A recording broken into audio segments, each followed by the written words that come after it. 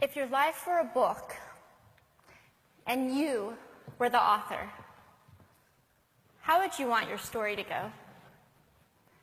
That's the question that changed my life forever.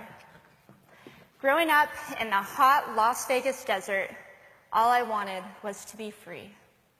I would daydream about traveling the world, living in a place where it snowed, and I would picture all of the stories that I would go on to tell.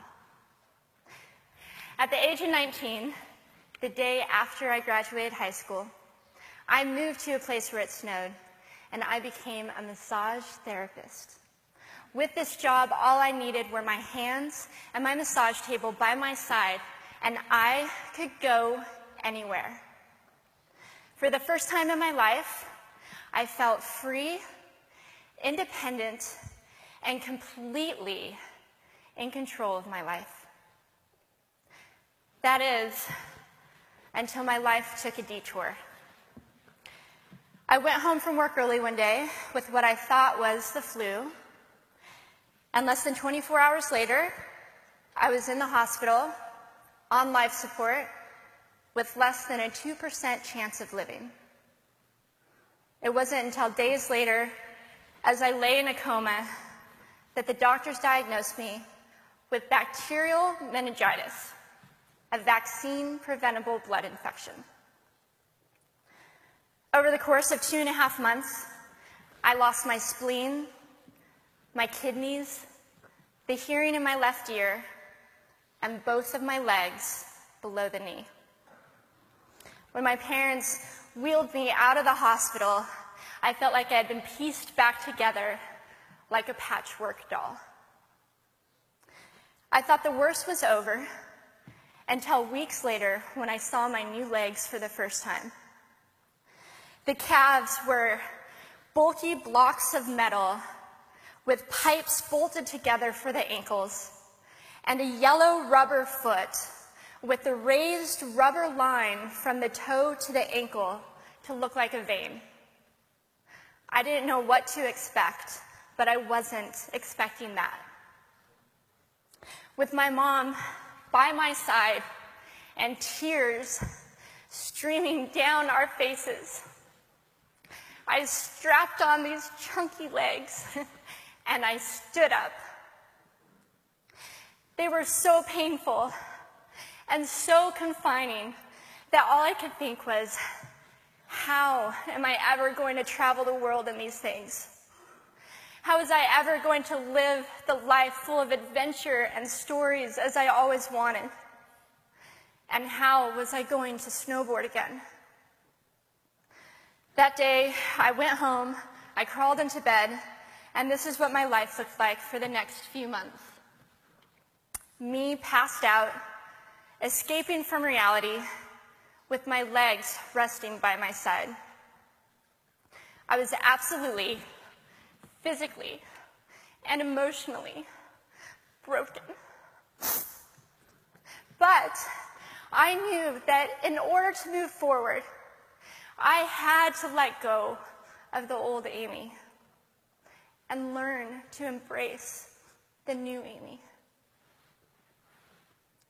And that is when it dawned on me that I didn't have to be 5'5" anymore. I could be as tall as I wanted.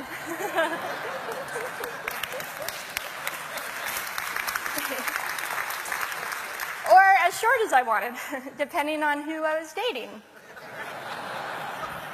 And if I snowboarded again, my feet aren't going to get cold. And best of all, I thought, I can make my feet the size of all the shoes that are on the sales rack. And I did. So there were benefits here. It was this moment that I asked myself that life-defining question. If my life were a book and I were the author, how would I want this story to go? And I began to daydream. I daydreamed like I did as a little girl. And I imagined myself walking gracefully, helping other people through my journey, and snowboarding again. And I didn't just see myself carving down a mountain of powder, I could actually feel it. I could feel the wind against my face and the beat of my racing heart as if it were happening in that very moment. And that is when a new chapter in my life began. 4 months later, I was back up on a snowboard, although things didn't go quite as expected. My knees and my ankles wouldn't bend, and at one point, I traumatized all the skiers on the chairlift when I fell, and my legs, still attached to my snowboard, went flying down the mountain. And I was on top of the mountain still. I was so shocked. I was just as shocked as everybody else, and I was so discouraged, but I knew that if I could find the right pair of feet, that I would be able to do this again. And this is when I learned that our borders and our obstacles can only do two things. One, stop us in our tracks, or two, force us to get creative. I did a year of research, still couldn't figure out what kind of legs to use, couldn't find any resources that could help me. So I decided to make a pair myself. My leg maker and I put random parts together, and we made a pair of feet that I could snowboard in. As you can see, rusted bolts, rubber, wood, and neon pink duct tape. And yes, I can change my toenail polish. It was these legs and the best 21st birthday gift I could ever receive, a new kidney from my dad, that allowed me to follow my dreams again. I started snowboarding, then I went back to work, then I went back to school, then in 2005 I co-founded a nonprofit organization for youth and young adults with physical disabilities so they could get involved with action sports. From there, I had the opportunity to go to South Africa, where I helped to put shoes on thousands of children's feet so they could attend school. And just this past February, I won 2 back-to-back World Cup gold medals.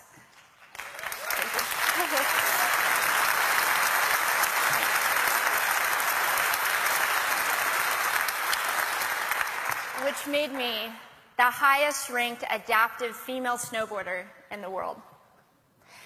11 years ago, when I lost my legs, I had no idea what to expect.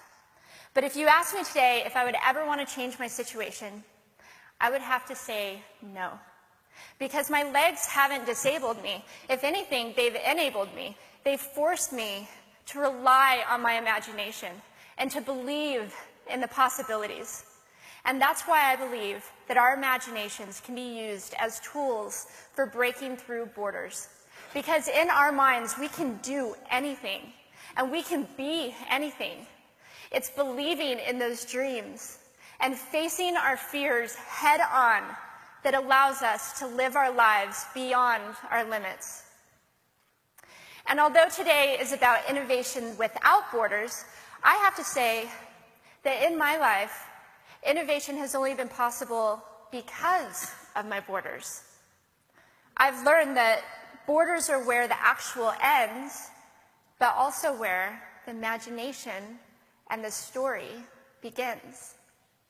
So the thought that I would like to challenge you with today is that maybe instead of looking at our challenges and our limitations as something negative or bad, we can begin to look at them as blessings.